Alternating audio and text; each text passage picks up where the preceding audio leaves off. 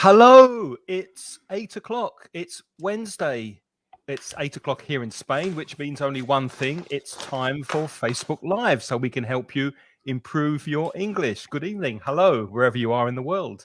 If this is your first time watching, my name's Craig from inglespodcast.com, where we have a podcast that's free for you to improve your English, and also the website mansioningles.com, where we have free courses and other material that will help you with your English. And with me this week is the lovely Lynne from putitlikethis.com. Hi, Lynne. Hi, Craig. Thank you. How are you? Very well, thank you. How are you doing? You can call me lovely all the time. That's fine. What can people expect to find when they go to your website, putitlikethis.com? Well, if they come to putitlikethis.com, I'm an online teacher, and my speciality is tailor making courses for people. So if you have specific objectives in English, there's a lot of types of objectives that my students have. Some want to pass exams, some want to make presentations, some want to write better in English, lots of different objectives. But if you have a specific objective, then if you come to me, I'll create a course specially to help you find your own voice in English and achieve your objective. So if you're interested, you can go to putitlikethis.com and you find out more details about how I work.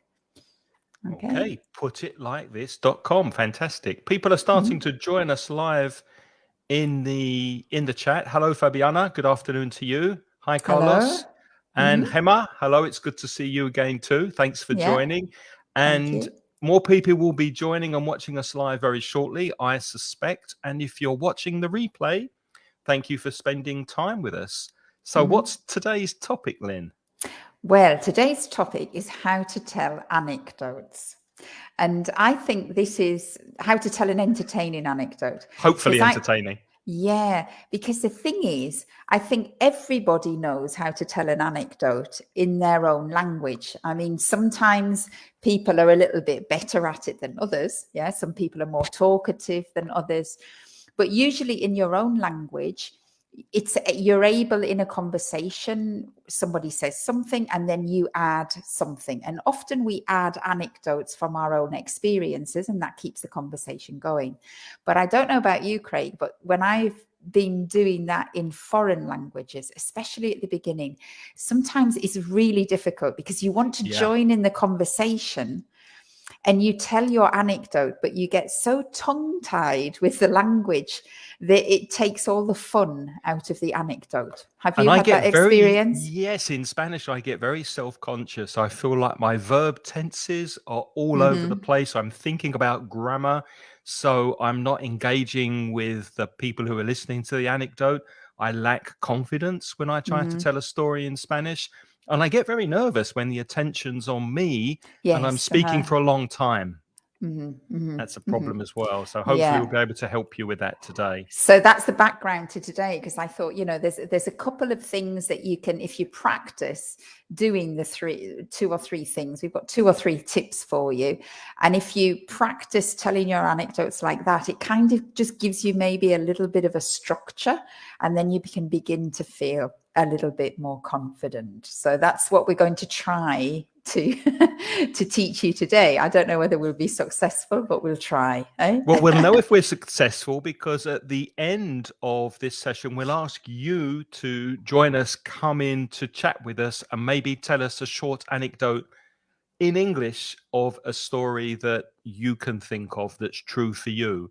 So Sandra, Francesca, Christine, hi, Bernadita, Maru, if you're watching for the whole session, hopefully at the end you'll be able to come in and tell us an anecdote of yours, and that will be fun. Great. And if you haven't got the confidence maybe, or you don't really feel like coming live with us in this lesson, I mean, we really like it when you're brave enough to come live into the lesson. But if for those of you who maybe don't feel quite so comfortable with that, or you'd like to try to practice, then we've decided to give you another alternative. So at the bottom, if you look at the bottom of the screen, you'll see a HTTPS address going across. Put it like this: .padlet.org/Lynne/anecdote. Slosh or slash? Slash.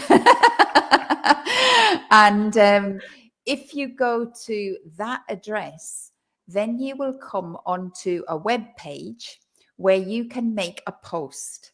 And you can make a post. You just click on the little pink button that's at the bottom right hand side.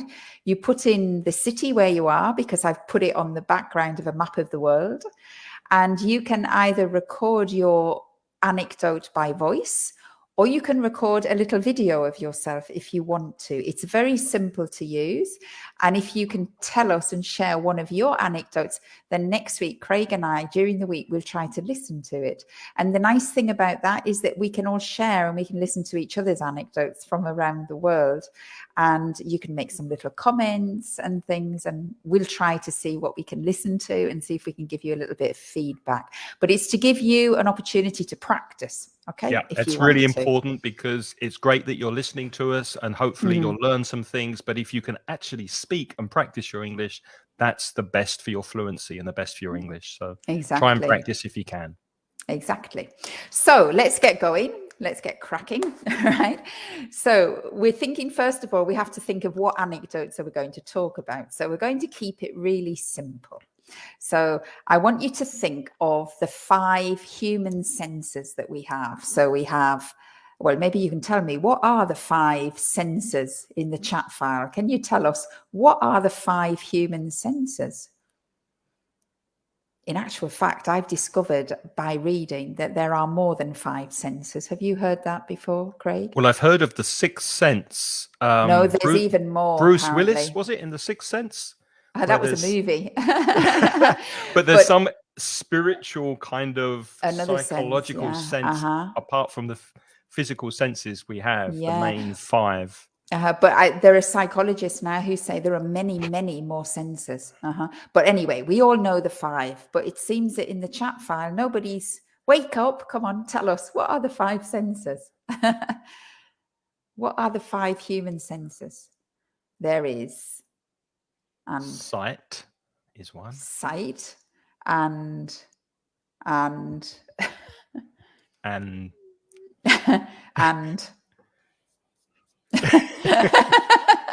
Come on, we're giving you lots of clues. Where are the answers? Taste. Well done, Maru. Well, thank Maru's you, Maru. Got taste. That's one. Maru's got taste. We need 4 more. The things that you eat, the way we taste things. Taste is one. Touch. Well done, Maru. Touch. That's 2. Ophelia has said smell. Correct. Good. Hearing, sight, touch, and taste. Well done. Well done, Ophelia. Thank you. Okay. So smell, hearing, sight, touch, and taste. So maybe now, while the class is going, you can all be thinking, have you got a little story, a little anecdote about those 5 things? It could be something that you've seen in the past that you've never forgotten, or a smell that is particularly important to you, or it could be a taste that you hated once, that you tasted and you hated it, or you loved it. You might have a little story about those 5 things. So you can be thinking, and in the meantime, Craig and I are going to demonstrate a couple of anecdotes. Now we're going to start off, and I'm going to tell you an anecdote, and Craig will tell you an anecdote, and then we're going to think about how did we talk about those anecdotes. So, Craig, which anecdote of mine would you like to hear first? Do I have to choose a sense? You can choose a sense. Choose a sense. Smell. Smell. All right. Smell. Well, I actually don't have a great sense of smell, I don't think. Yeah, I think some people have a much more acute sense of smell. And I'm not sure I have a really good, sharp sense of smell. But there is a smell that I can remember with every pore of my body. and that happened to me. I think I must have been, it was when I was living alone. So it was before I was married, and I had my own flat. And one day in the flat, I had a problem in the kitchen, and the problem was that the water in the sink wouldn't go away anymore, so it wasn't draining properly out of the sink, and I had all of this stale water, and it had been happening maybe for a week or two, but I hadn't really paid it much attention. But anyway, the water was going away again, slower and slower and slower, and I knew that I had to do something. And I think you do know, Craig, because we know each other quite well, but I'm quite handy. I always like to try to do things on my own, even though I'm not an expert. So I thought, this can't be really difficult. You must just get a bucket and you go under the sink, and you know there is a U-tube. So I thought, I'll just unscrew the U-tube. Everything will fall in the bucket. I'll clean the U-tube because it's obviously blocked. And then I screw it back on and everything will be fine. So there I was, Miss DIY. And I thought, I'm going to get this. I've got this. No problem. So I get my bucket and I go under and I start unscrewing it. And when it unscrewed and the U-tube and the water fell in the bucket, the smell was so disgusting. That suddenly the smell, I don't know how to describe the smell. It was sour, it was acrid, and it really made me gag. Now, I don't know if you know that phrase, but when you gag, it means you want to be sick. And it made me so ill. The whole smell impacted me so much that I had to jump up. Of course, I banged my head on the kitchen because I was underneath. I mean, it was comical. Banged my head and ran to the bathroom. And I was literally physically sick with the smell. I actually vomited. And that is the worst smell in my entire life that I've ever had. And it gave me such a physical reaction. So I've never, ever forgotten it. Did you fix the sink? No. You phoned a plumber? Because I couldn't go back to it. No, actually, to be fair, I called my boyfriend.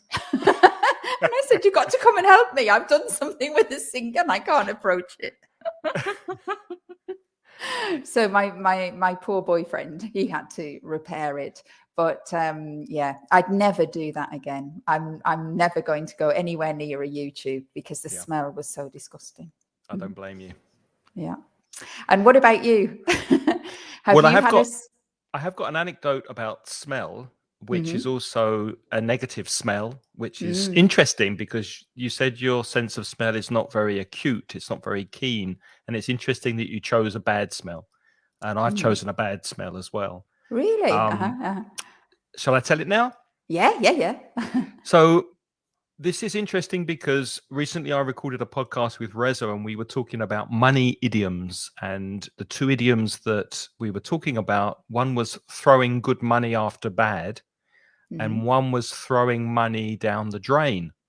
Lynne's just spoken about the drain in her sink. So when you waste money, you throw it down the drain. And if you throw good money after bad, you keep spending money, but you're losing it because you're not spending it wisely. You're not spending it in a clever way. I used to work in a pub back in the UK, and there was a regular who came in the pub who bought and sold cars, not new cars, second-hand cars. And I needed a car, and everybody in the pub knew this man. And he said he had a good car for sale at a very, very good price. And I bought it. And I thought it was a wonderful car because it had electric windows, because in those days, back in the UK, the windows you used to wind up, and it had electric windows. It had a fantastic stereo system. It looked really good. I loved the color. It was a lovely red. I paid him the money. And 1 week later, as I was driving along the road, there was this horrible smell of burning oil and black smoke coming out the back of the car. And when oil burns, it's a disgusting smell that actually goes into the car as well. So you can smell it inside the car. You could in this car. Car. So I took it back to him and he said, "Yeah, I know that problem. I can fix it." So I had to pay him more money, £200 more. And he fixed it. And then something else went wrong with the car and I had to pay him more money. So I was throwing good money after bad, and I could not get rid of the smell of that oil, the burning oil smell from the And car, that's really because it was unpleasant if inside. you're, It's horrible. and that's really unpleasant if you're using the car all the time, isn't it? Yeah. Yeah. Uh-huh. So don't buy a secondhand car from a man in the pub. That's the point of the story. Okay. All right. So our anecdotes, of course, were a bit longer, but that's because we're native speakers, isn't it? But there were 3 things that we did in those anecdotes, which are typical of anecdotes. So do you want to tell them the first thing? Yeah, the first one is set the scene. So it was very clear that Lynne was in her flat living alone, and she decided to fix the problem with her plumbing, problem with her sink. So you could picture Lynne in her flat by herself with her tools, getting ready to go under the sink and work on the pipes. And in a similar way, I took you back to when I lived in the UK. I was working in a pub. There was this man in the pub who sold cars. So it was very clear from the beginning where we were, and we set the scene of the anecdote. And there's some language that we can use to do that. So I don't know, did you put this on a banner, Craig, or not? I've got some of it, I think. So sometimes we say how old we were when it happened. That's very common. So I think I said I think I must have been about 5. I must have been bit young to have a boyfriend. No, I was older then.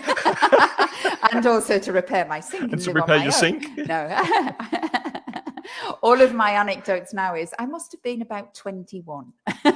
Yeah, me too. No. But sometimes if you want to say the age, then we instead of saying I was, we say I must have been about.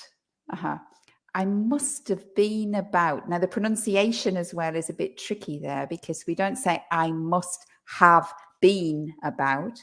We put must have together and we say must have. And then instead of saying been, we say been. I must have been about 5. I must have been about 20. Okay, so that's one of them. Or you can start to say things like, this happened to me, I think 10 years ago, or about 15 years ago. This happened to me. Now, these ways, of course, you can say it in other ways. You can say 5 years ago, or you can say I was 15.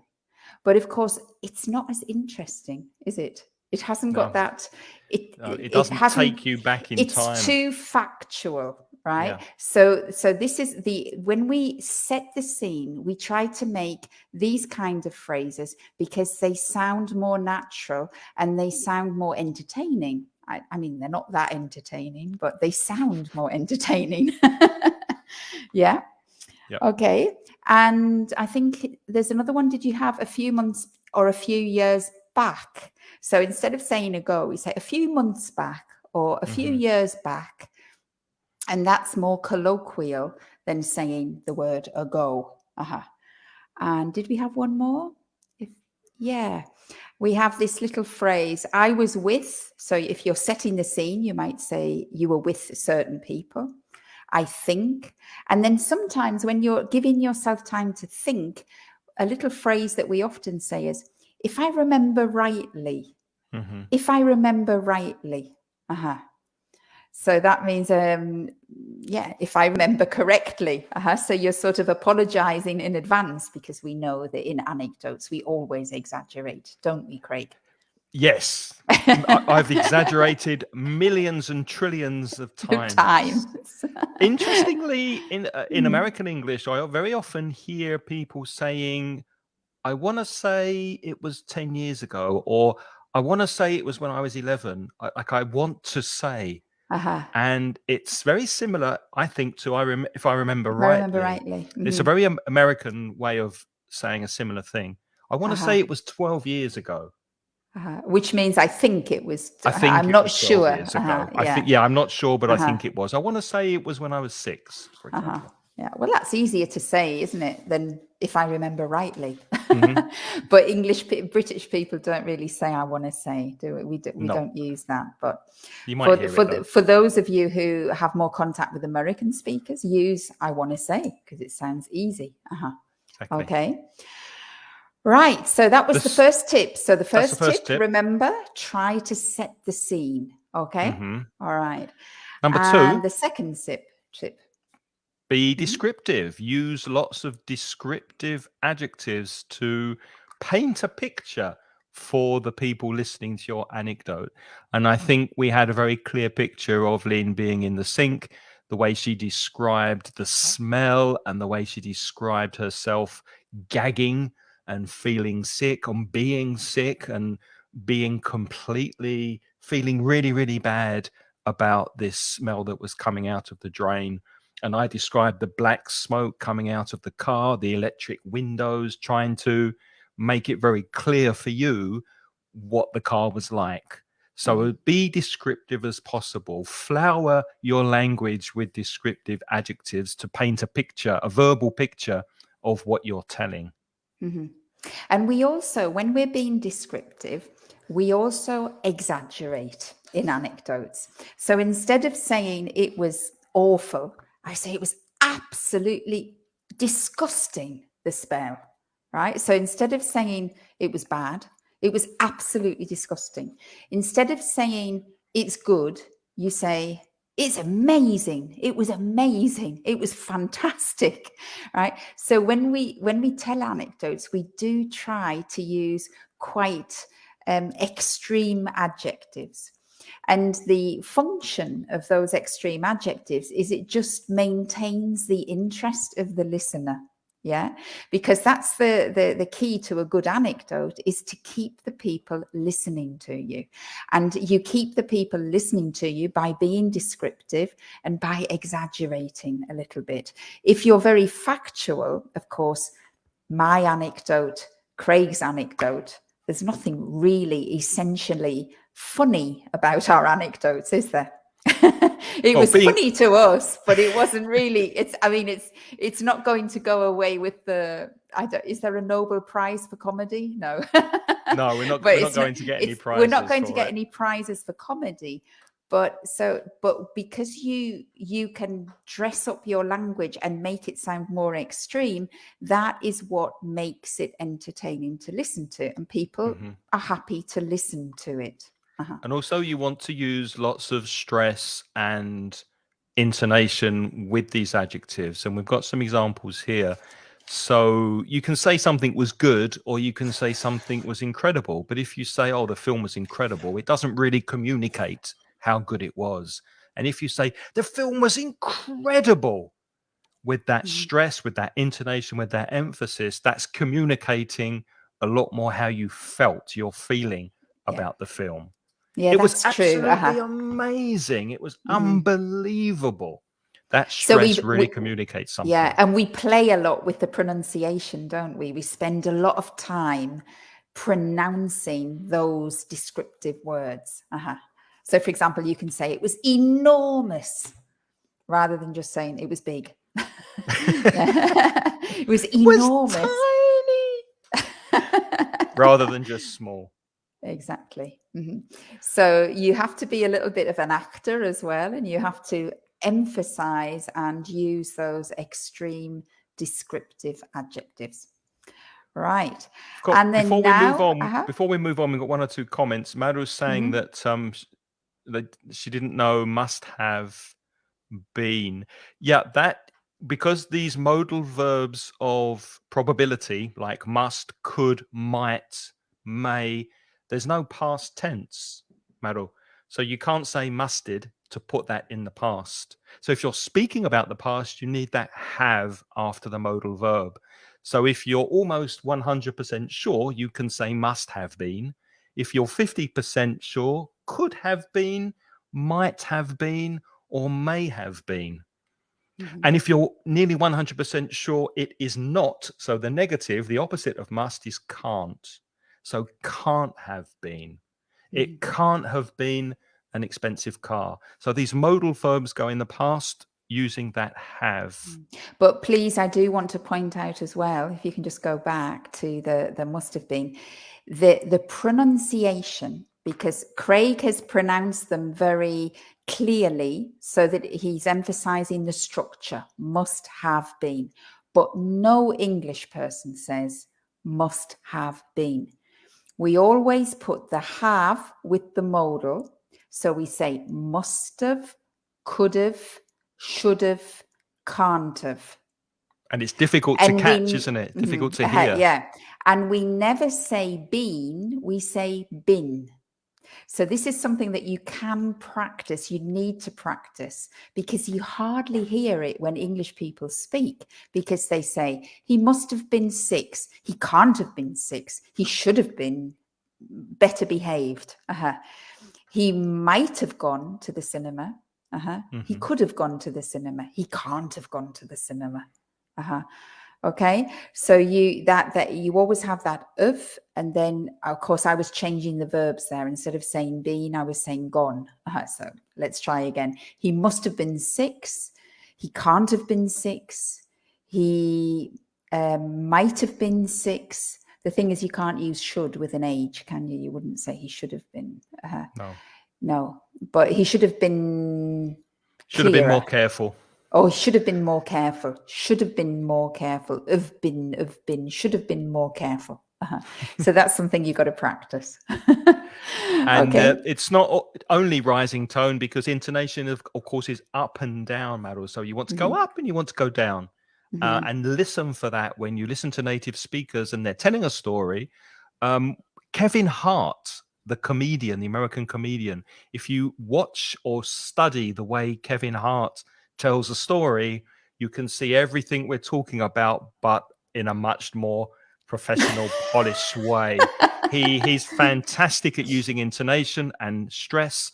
He's fantastic at getting people's attention and keeping their attention. And he's a very entertaining and very funny storyteller. So if you want to laugh and learn some English, go to YouTube and search for Kevin Hart. He's very funny. It's not really your forte, Christine, but you're going to try and record and upload something fantastic. Brilliant. We'll look forward to listening to your anecdote, and I'm sure it will be up to scratch, which means at the correct level, and very good. Great. Good. So we got one more tip, right? So just to recap, first tip was set the scene. Second tip was be descriptive. And the third tip, Craig? Be emphatic. Be emphatic. Bring the important points and the emphasis to the beginning of a sentence. And there's certain grammar that we can use to emphasize things. One way to do that is by using cleft constructions or cleft sentences. And you can say that you went to see a wonderful film and the film was amazing. The action was the thing that amazed me most. But if you want to emphasize the amazement, you bring the verb amaze to the front of the sentence. What amazed me most was blah, blah, blah, blah. So you're bringing the verb or the subject that you want to emphasize to the beginning of the construction. And what that does actually is it catches the listener's attention, right? So if you think your listeners are beginning to fall asleep and you say, what happened was, and then they're all waiting to find out what happened. The most surprising thing was blah, blah, blah, blah, blah. Or the thing I remember most was, so when we do that, we kind of bring the attention back to us and people are waiting for what's coming next.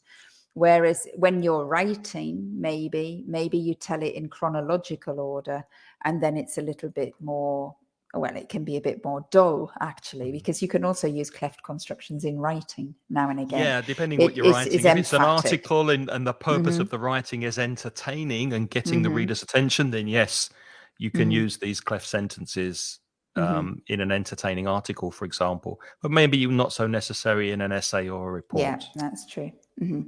And then there's another thing we have another tip that might help you to make things more emphatic is we have a few expressions that are quite common when you're telling anecdotes. So we thought we might share these with you.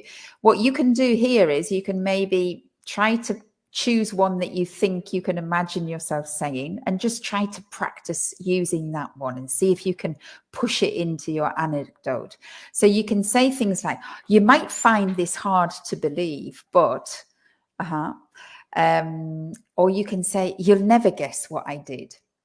You'll never guess, Craig, what I did. I thought little me, never done any plumbing in her life. I thought I can repair the sink, no problem. Right? So you'll never guess what I thought I could do. Okay, so you see how I can push that in and it helps the anecdote flow. Or I can say, can you believe that? Can you believe that? Can you believe he said that to me? Can you believe he did that? You can imagine how I felt when a car I thought was going to cost £800 cost me nearly 1,500. You can imagine how I felt when I realized I'd paid too much money for it, for example. Must have been dreadful. Must have been. And did you keep the car very long? I never asked. I want to know. Or did you sell it to somebody else? No, I sold it back to the same man. Okay, that's all right then. So yeah, he did give me the money back for it, but not all the money that I had spent on it. But yeah, you learn from experience. Experience is a great teacher. Right. So just to recap again, 3 tips: set the scene, be descriptive, and try to be emphatic. Now, Craig and I are going to tell you another anecdote. And this time you can maybe listen and see if you can spot some examples of how we're using those 3 things. If you're quick enough, you can maybe type them in the chat file. And then at the end of the anecdotes, we can see if you've picked up those 3 things, if you can see the way that we're using those things in our speech. And then after that, we'll see if anybody's brave enough to try one with us.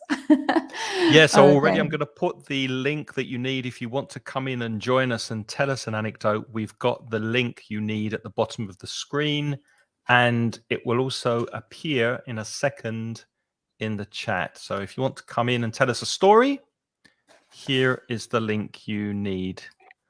And why not come in and practice your English and tell us a story?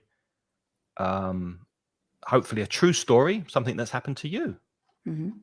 Okay, anecdotes are usually, well, they're always true, aren't they? Anecdotes are something that's happened to you. They might be exaggerated, but they did happen.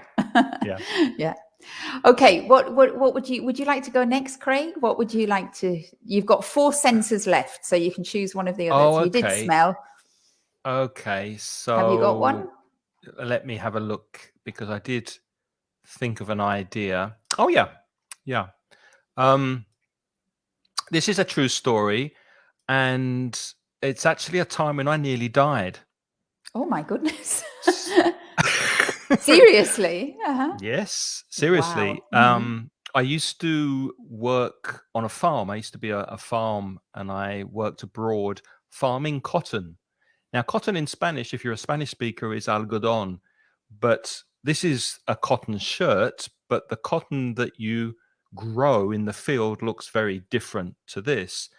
The cotton plant has pods, P-O-D, a pod on it, and it's green, and it's the size of a small tennis ball.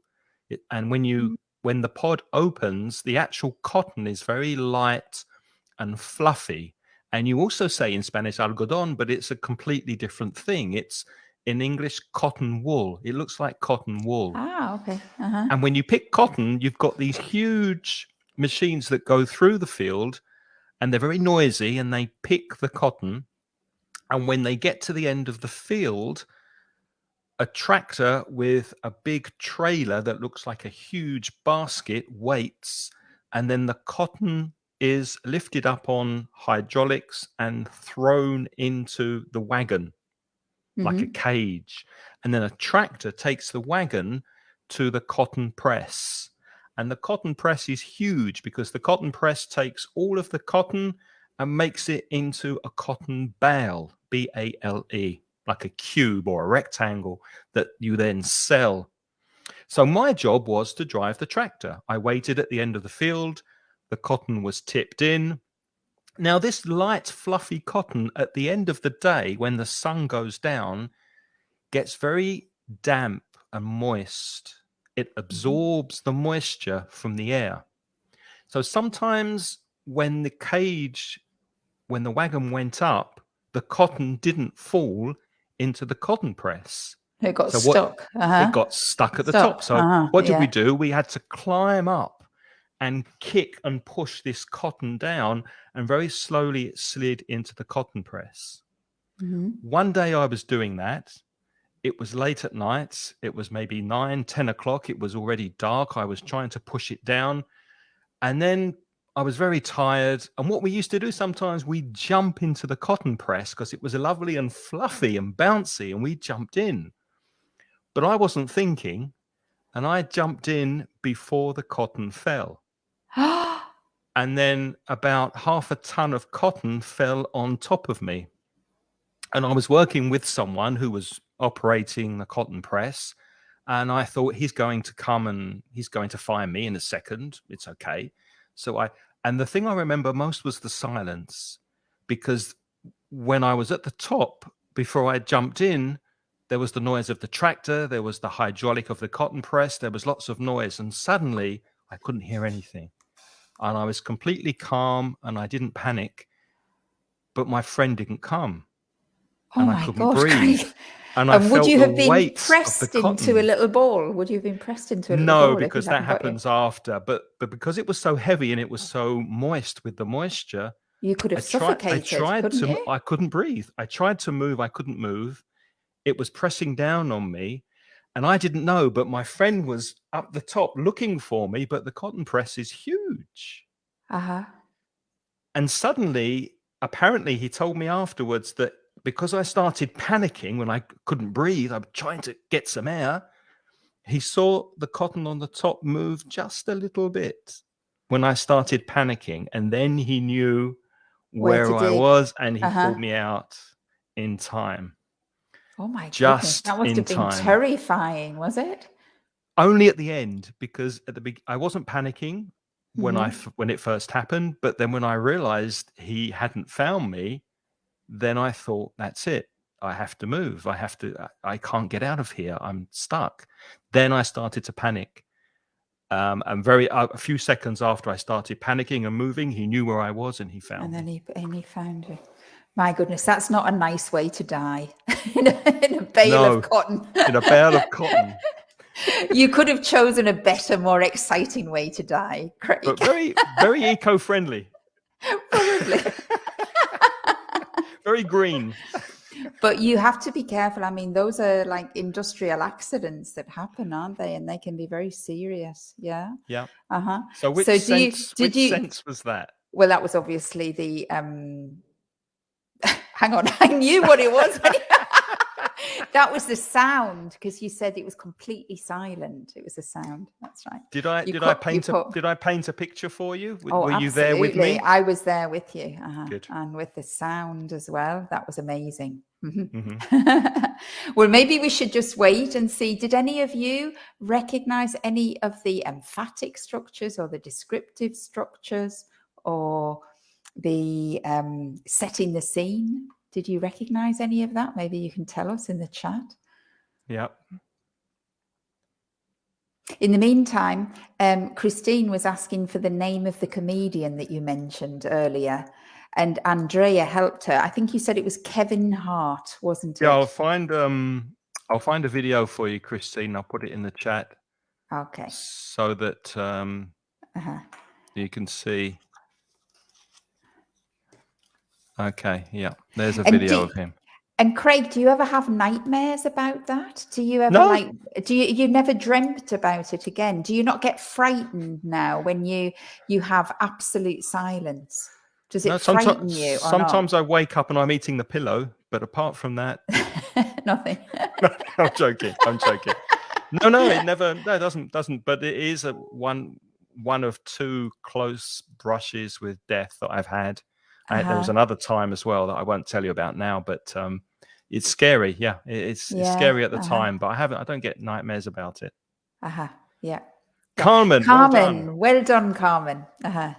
The thing I remember most was the silence. And that's an example of one of those cleft sentences where he said, Because the I could thing have I said, remember most. said the silence was the thing that I most remember, Mm-hmm. which is a normal sentence, isn't it? Mm-hmm. But to get your attention, to draw you in, I reversed it. Very good, Carmen. Well spotted. Very Well good. spotted. Mm-hmm. Okay, well, if nobody else has seen, tell us shall I one of tell you mine? yours? Okay, right. Okay, well, I'll tell you mine about sight, because this is a nice one, and it's a pleasant one. It's not a bad experience, because you had a bad sound and we both had bad smells. Yeah, let's have a nice one for a change. But we've got a nice one. This is about the sight that I will never, ever forget. And this happened. Now, I was a little bit older than 21. So I 22. must have been in my early 30s, I think it was, when I was in my early 30s. And it was a time in my life where I was actually single. So I didn't have a family, and I was doing everything that I wanted to do. I was being very selfish because I could be. So I was traveling where I wanted to go, and I could do anything that I wanted to do. And then I got this notion in my head, and I thought, you know what, I really want to go, because I love Africa. You know that I love Africa. So yeah. I thought, I really want to go to Africa, and I want to climb Kilimanjaro. So I saved up money and I booked this trip, and I had to do a training program to try to be fit enough to climb Kilimanjaro, because I approached Kilimanjaro just like I approached repairing my sink. You know, I'd never mountain climbed in my life before, but I thought I can do that. Well, actually, you can because Kilimanjaro is not a really difficult climb, technically. The problem with Kilimanjaro is the altitude. So you have to be quite fit, because there's not a lot of oxygen. It's nearly 6,000 meters, isn't it? It's 6,000, and so it's very, very high, and so you run out of oxygen.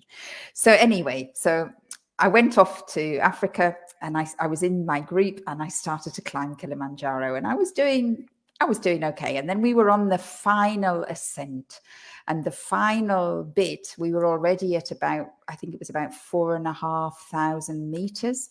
So we were already depleted with oxygen, and some people were having altitude sickness. I had a bit of altitude sickness too. But we were doing the final ascent, and you climb up Kilimanjaro for the final ascent. You start climbing at midnight. And that's because once you get to the top, you have to get back down, because you can't stay at the top because it's too dangerous. So you have to get back down during the day, right? So the idea is that you start climbing at midnight, and then you get to the top more or less about 9 o'clock or 10 o'clock. And then you have time to be able to come down again. And the danger is actually the altitude, the lack of oxygen. You have to get lower so that you can have more oxygen. So we're climbing during the night, and it was horrible. It was so tiring. And the thing that was, I mean, you might find this hard to imagine, but, you know, I was in my early 30s, but when you are walking or trying to just climb, I mean, it wasn't a difficult climb. You're just walking, right? So basically you're walking. Okay, you're walking up a bit steeply, but you're walking. And it's really hard maybe for you to imagine, but I was in my early 30s and I was fit.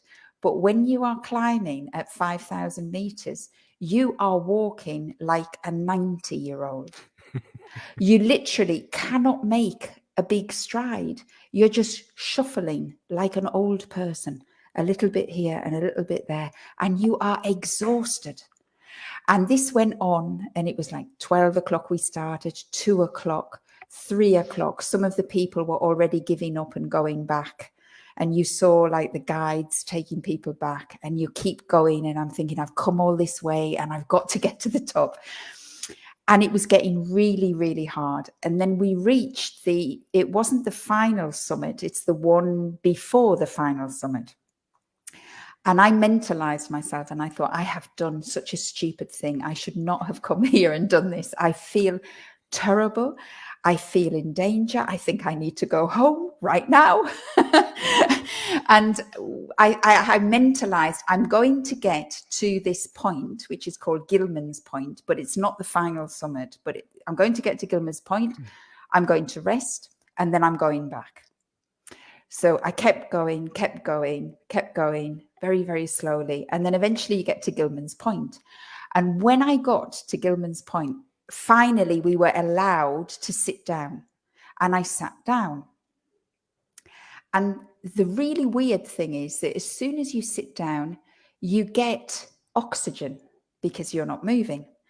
And suddenly, and I went literally from being 90 to being in my early 30s again in the space of 5 minutes. Your whole body just recovers because you're not moving or exerting yourself, right? Mm-hmm. And at that moment, so I went from feeling really bad to feeling fantastic. And you wanted to carry on? Right at that moment, the sun came up. And the sun came up and I saw the view. And you've got to imagine you're at 5,000 meters. And way, way down, the sight I'll never, ever forget, way down below was all of the clouds. So it was like the kind of view that you have when you're actually in an aeroplane, right? Yeah. The cloud was all below, and then the sun was coming up, and all the cloud was tinged with pink from the sun. And it was the most amazing, beautiful sight that I have ever seen. And the sense with the sight, that this vision of this beauty, because it was so beautiful, you were just overwhelmed with the beauty. And it gave me such a sense of peace. And at that moment, I literally thought I could die now and I would be happy. This is the place where I want to die. Because but it wasn't because I felt bad. It was because I felt so, I don't know, it was a spiritual thing. You just felt so at one with the world and the environment. And it was just such a beautiful vision of the world. And that is my enduring memory of climbing Kilimanjaro. And after I saw the vision, I've got a beautiful photograph of it. But when I see the photograph, it's not the same as the vision that I have in my mind. Mm-hmm. And after that, of course, because I had my energy, I actually continued, and I did get to the very top. You got to the top, to the summit. I did get to the top, thank God. Otherwise, I'd have to go back.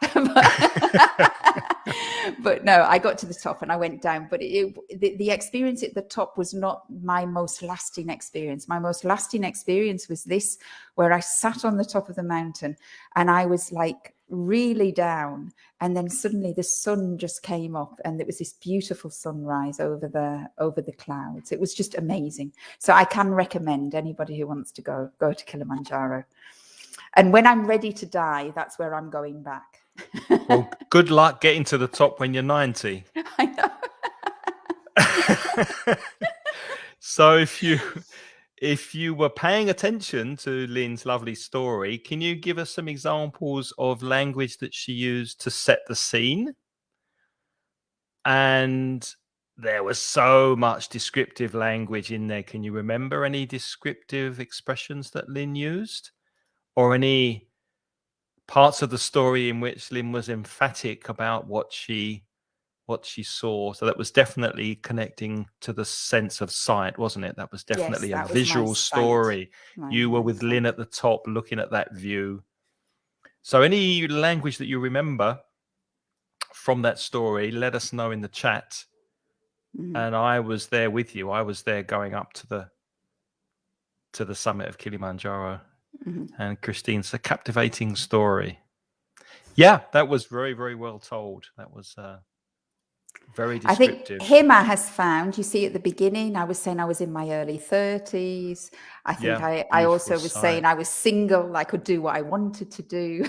I mean, that's not really, it's not essential to the story, but it kind of makes it more engaging. Uh-huh. Yeah. And you said it was a time in my life when I could do what I wanted. Yeah.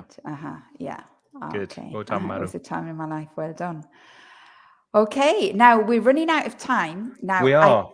I am aware that we are native speakers. Now, of course, we're native speakers, so of course we can do it better probably, than many of you. However, you've got some tips.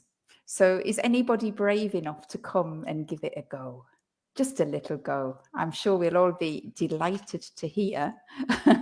And remember, if anybody is brave enough to join us, they can come in. Are you putting the link now to come into StreamYard? Yeah, it's on the bottom of the screen. It's also in the chat. Yeah. Yeah, me too. She's a very good storyteller. The really weird thing was, there was so much descriptive language in there, the beautiful sights. I'm struggling to remember the adjectives you used, but the clouds, when you're up above the clouds, the sunset, you described the colors of the sun on the clouds. It was very vivid, very descriptive. Okay, so it was the Craig, most amazing thing I've ever seen. Yeah, that's it. And Craig has put in the chat there the StreamYard if you want to join us now live. But remember, if you want to maybe have a go and listen to yourself first before you share with the rest of us, you can still do that by posting a story on the Padlet wall. Is anybody trying to come in right now, Craig? Not yet, no. Should I share my screen and show people how they can post on the Padlet wall? Yeah, let me put the link in the chat room as well for people who want to do the Padlet after the fact. When we finish, you can record a video or record an audio, and Lynne will explain how to do that on her Padlet board. So let me share my screen. And I'll share this one. Can you see that? Not yet. Hasn't come up yet. Oh, sorry. I have to say. Sorry. I beg your pardon. Here, share. Can you see now? Yeah, it's up there now. Yeah. Okay. So you can see I've made this map of the world black and white. And at the bottom right-hand corner, you can zoom in or you can zoom out because you guys are all over the world. So it would be lovely if we have anecdotes from all over the world. Now, if you want to share your anecdote, you see this pink button in the top right-hand corner. And all you have to do is click on that. And then you can make a post. First of all, you need to say where you are. So, for example, I am in Valencia. Okay, you click on Valencia, and then you see that it is putting a little pin in Spain on Valencia. And then all you have to do here is click on this little icon with the 3 dots. This is the More button. And when you click on that, you will be able to either open the audio recorder if you just want to record your voice, or if you want us to see you as well, which would be very nice, then you can open your camera, your video recorder. Okay, so I'll just show you with the audio recorder. When you open the audio recorder, you get this little window. You click on this little button here, and then it will start recording you. When you're finished, you click stop. You can play back and save, which is at the top. So you can listen to yourself to see if you're happy with yourself. And if you're happy with yourself, you say save. And then you say publish. And then you've got a little anecdote, and other people can come to the wall and they can listen to your anecdote. So we can listen to each other's anecdotes, okay? And we can comment on them. If you want to make a comment to somebody, you can put a comment on there as well. Okay? Yeah. Right, so I'll stop that now. How do I stop sharing? Stop sharing. Okay. I will also leave an anecdote, and I will tell you about the first time I arrived in Valencia, which is an interesting story. So I'll record that after this Facebook Live, and I'll put that up there. And Mado is going to try and do it, but no promises there. You're being very hesitant. Oh, come on, Mado. You're going to try to do it. So it'll be interesting to hear people's different anecdotes. Mm-hmm. And you can have little short anecdotes as well. Have you got a short anecdote, Craig? Because we did very long ones because we wanted to show you. Have you got a short anecdote to finish with? I can tell you quite an embarrassing anecdote that happened to me when I first started teaching. I used to work for a company called Berlitz. It was probably 25 or 26 years ago. I don't know if you know the company Berlitz. It's not so popular now as it used to be, but Berlitz has a system where every level has a book, a very thick book. And the system is the teacher reads the book and the students repeat and repeat and repeat. So you're learning like a parrot, which is quite effective for beginners, but very, very boring when you get past pre-intermediate level. And I taught lots of different levels. And one day I had a new class. So I went into the class, a beginner's class, with my beginner's book that was this thick. And I opened the first page and everybody was smiling because it was a first class and everyone was quiet and respectful. And I was smiling because it was my first class. And I looked at the first page and the first page said, "This is a pen." Repeat, "This is a pen." And everybody said, "This is a pen." And I said, "Is this a pen?" Repeat, "Is this a pen?" "Yes, it is. Yes, it is." And I continued for 5 minutes. "This is a pencil. Is this a pen?" And everybody was repeating. And then I turned the page and it was time to ask individual students a question. And I looked at the first person and I said, "Is this a pen?" And he looked at me and he said, "Well, it looks like a pen to me." Because I'd taken my beginner's book into an advanced class. And they were too polite to tell me. And they just sat there watching me do a beginner's class for an advanced group. And I was so embarrassed. And I said, "I'll just be 1 minute." And I went outside the class, got the advanced level book and came back in the class and started again.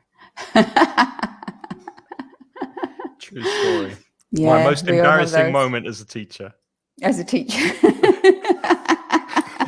I've had more embarrassing moments, but not as a teacher. No. Yeah, I didn't ask to do a class on embarrassing moments because I think we all have many of those. And I thought, do I really want to share my embarrassing moments with everybody? Yeah, maybe not. I only share them with my close friends.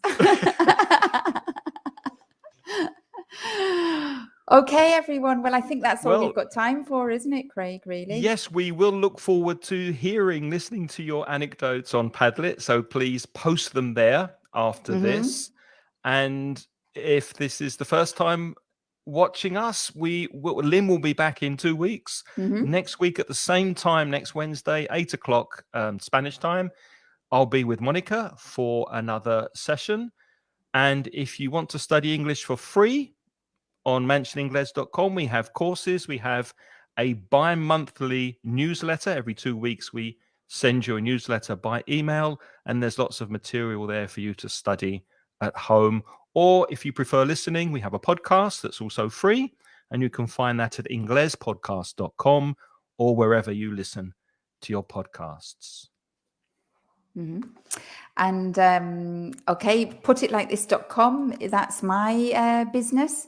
And I'm an online language teacher, exclusively online now, really. And I tailor make courses for you. So if you have a specific objective that you'd like to achieve in English, then come to me and then I'll create a course specially for you and we'll work specifically on your objective. Okay, so if you go to my website, you can find more details of what I do there. Before we say goodbye, one final thing. I'm going to post a link in the chat to a podcast that we created focusing on how to tell a story in English. So we also, not Lynne and I do the podcast with a friend called Reza. And there are lots of tips there, including the 3 tips that we've shown you today.